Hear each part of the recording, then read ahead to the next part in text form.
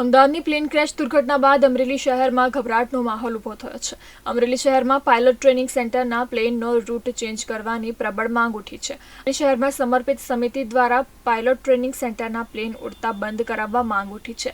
પ્લેનના કારણે મોટું જોખમ હોવાથી અન્યત્ર ખસેડવા માટેની માંગ કરવામાં આવી રહી છે અને શહેરના રાજકમલ ચોકમાં પ્રબુદ્ધ નાગરિકોએ પ્રતિક ઉપવાસ શરૂ કર્યા છે. સવારે 10 વાગ્યાથી સાંજના 6 વાગ્યા સુધી પ્રતિક ઉપવાસ કરીને વિરોધ પ્રદર્શન કરવામાં આવી રહ્યું છે. આ અંગે જિલ્લા કલેક્ટર સુધી રજૂઆત કરવા છતાં કોઈ પરિણામ નહીં મળતા મામલો વધુ ઉગ્ર બની શકે છે.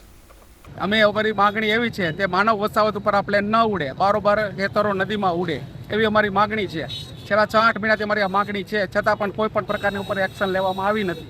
તો અમારી માગણી છે તાત્કાલિક ધોરણે અમરેલી માનવ વસાવત ઉપર બંધ કરો, બારોબાર ઉડાવો.